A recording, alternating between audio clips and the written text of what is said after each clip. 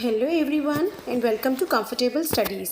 मैं हूं पारुल मैम और आज हम क्लास 8 की साइंस का chapter number 2 micro organisms friend and foe इसके हम एक्स्ट्रा प्रैक्टिस क्वेश्चंस कवर करेंगे। तो होता क्या है कि हम एग्जाम्स के लिए क्वेश्चन आंसर्स की तैयारी कर लेते हैं, प्रिपरेशन कर लेते हैं, लेकिन चैप्टर के बीच में से कुछ क्वेश्चंस ऐसे आते हैं एग्जाम में जिनको हम पता होता है लेकिन फिर भी हम लिख नहीं पाते हैं। तो उसी से प्रॉब्लम को समझते हुए मैंने कुछ ऐसे क्वेश्चंस फ्रेम किए हैं जो पूरे चैप्टर से रिलेटेड है। तो आई होप आपको अच्छा लगेगा, आपको एग्जाम में काफ़ी हेल्प मिलेगी। अगर आपको ठीक लगे तो आप मेरे चैनल कंफर्टेबल स्टडीज़ को सब्सक्राइब कर सकते हैं। इससे आपको और भी चैप्टर्स की वीडियो मिल जाएंगी जिसमें कि एक्स्ट्रा प्रैक्टिस क्वेश्चंस आप उससे कवर कर सकते हैं। तो स्टार्ट करते हैं। First question is what are microorganisms? क्या होते हैं? The living organisms around us which we can not see with naked eyes are called microorganisms। Micro माने बहुत ज़्यादा छोटे, ऑर्गेनिज्म माने जीव जंतु जो होते हैं, जो जीवित प्राणी होते हैं, ऑर्गेनिजम्स जो होते हैं।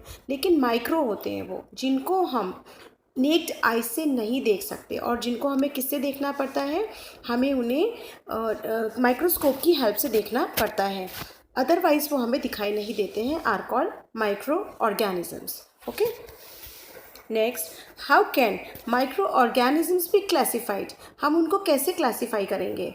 तो इनको हम मेनली 4 ग्रुप्स में डिवाइड करके तब हम स्टडी करते हैं। तो micro organisms are classified into 4 major groups: bacteria, fungi, protozoa and algae. Okay, next question, are viruses microorganisms? तो ये वायरसेस जो होते हैं ये भी माइक्रोस्कोप से ही देखे जा सकते हैं, हम इनको नेक्ड आइज से नहीं देख सकते।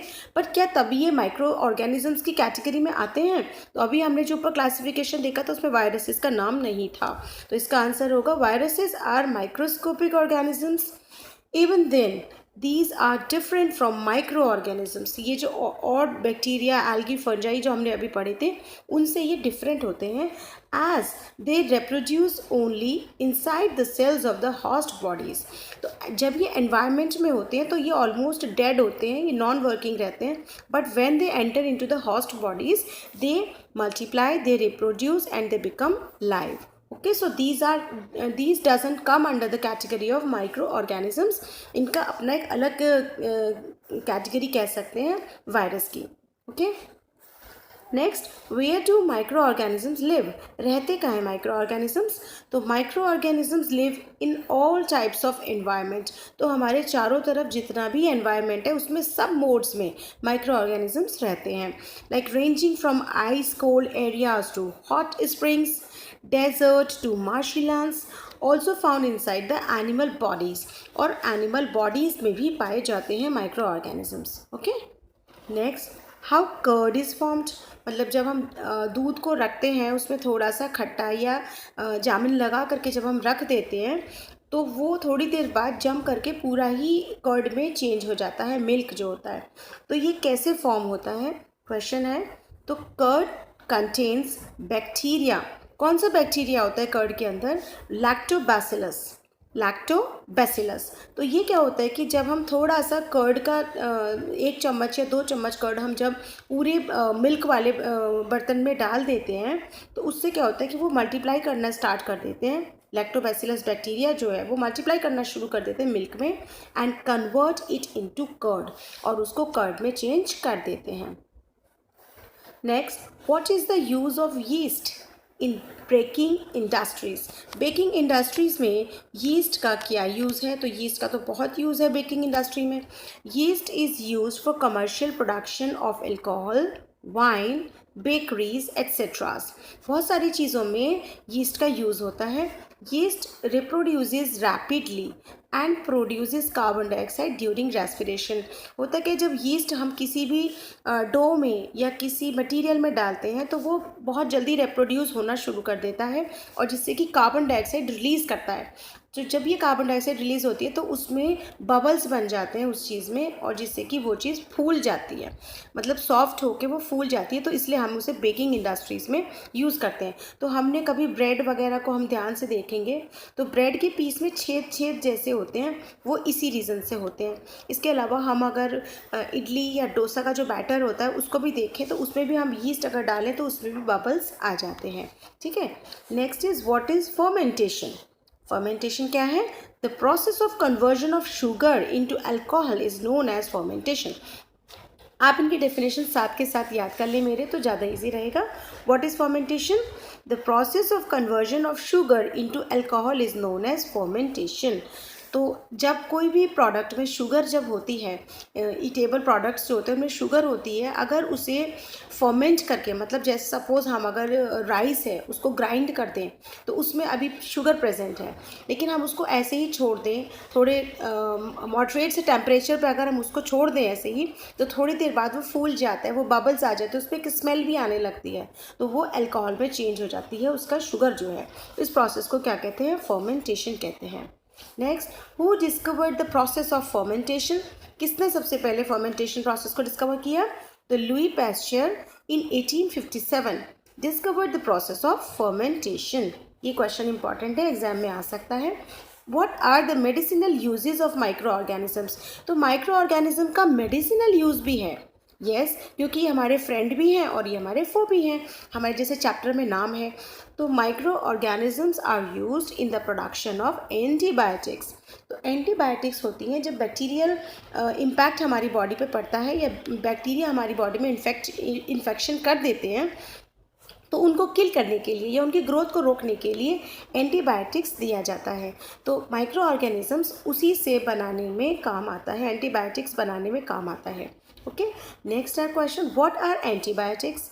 तो antibiotics are the medicines that kill or stop the growth of disease causing micro organism. जो बीमारी फैलाने वाले माइक्रो ऑर्गेनिजम्स हैं उनकी ग्रोथ को या उनको ही मार देते हैं। एग्जाम्पल एंटीबायोटिक्स के कौन कौन से हैं? स्ट्रेप्टोमाइसिन, टेट्रासाइक्लिन, एरिथ्रोमाइसिन, और इसके अलावा और भी बहुत हैं। तो streptomycin, tetracycline and erythromycin exam में आ सकता है। Give examples of some antibiotics. Okay, who prepared penicillin? Penicillin किसने बनाया था? तो Alexander Fleming in 1929 discovered penicillin. Alexander Fleming in 1929 discovered penicillin. Next question, who discovered vaccine? Vaccine जो हमें बचपन से, जैसे बर्थ होता है, चाइल्ड बर्थ होता है, तभी से लेकर के काफ़ी एज तक भी चलती रहती हैं वैक्सीन्स, अलग अलग तरीके की होती हैं।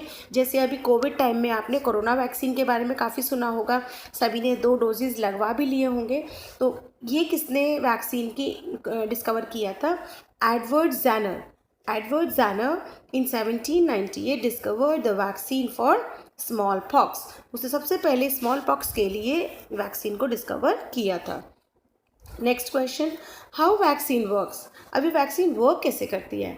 तो व्हेन डेड माइक्रोब्स होते हैं जो बीमारी फैलाने वाले माइक्रो ऑर्गेनिजम्स होते हैं। तो जब dead microbes are introduced into a healthy body, the body fights and produce antibodies which protect us from disease causing microbes.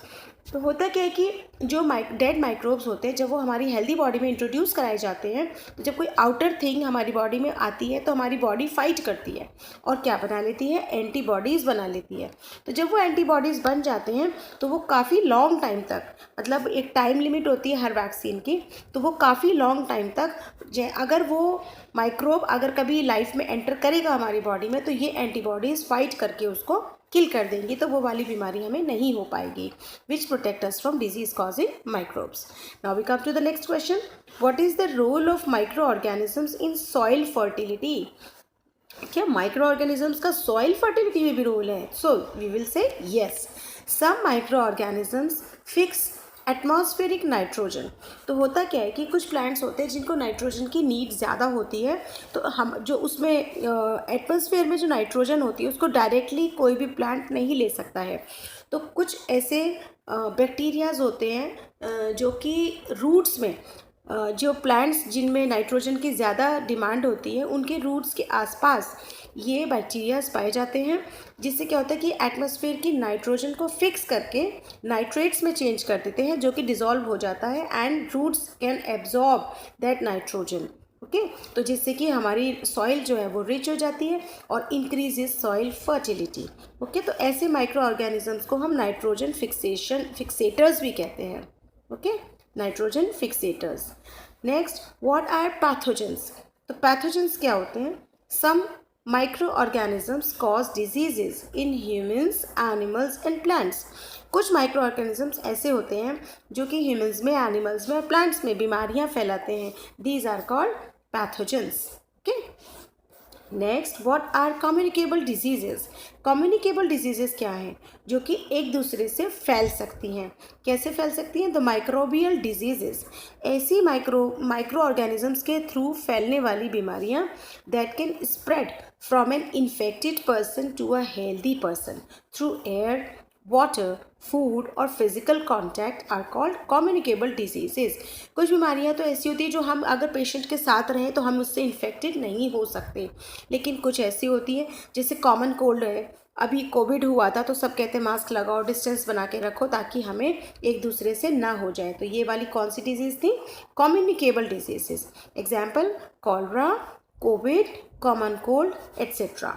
ठीक है, इसके अलावा जैसे बहुत सारी मेजर डिजीज़ होती हैं जो कि हमें एक दूसरे से नहीं लगती हैं। Okay, next is which insects are the carrier of parasite of malaria and dengue?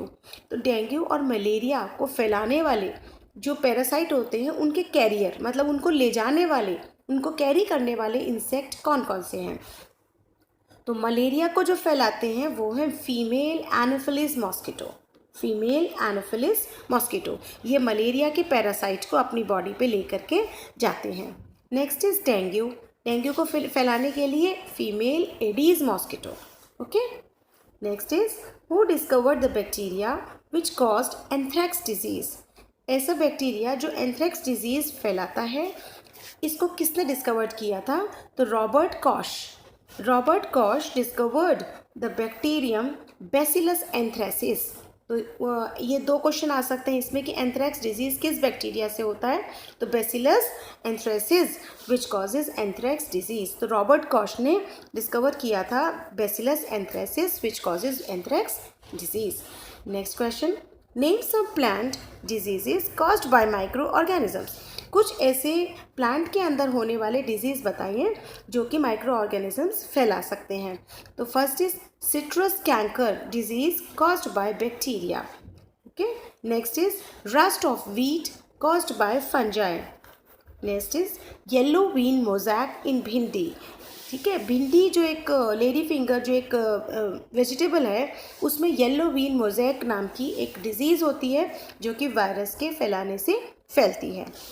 तो that was all in the chapter. I hope आपको ये काफ़ी हेल्प करेगा एग्ज़ाम में। आप इनको ज़रूर देखना, इजी भी हैं और कवरेबल हैं एंड आई होप कि one word, one liner, short questions में ये ज़रूर हिट करेंगे। तो आई होप आपको मेरे पढ़ाने से अच्छा लगा होगा। अच्छा लगे तो आप मेरे चैनल कंफर्टेबल स्टडीज़ को सब्सक्राइब ज़रूर कर लेना ताकि आपको आने वाली वीडियोज़ का भी पता चल सके। Okay, so happy learning, bye bye.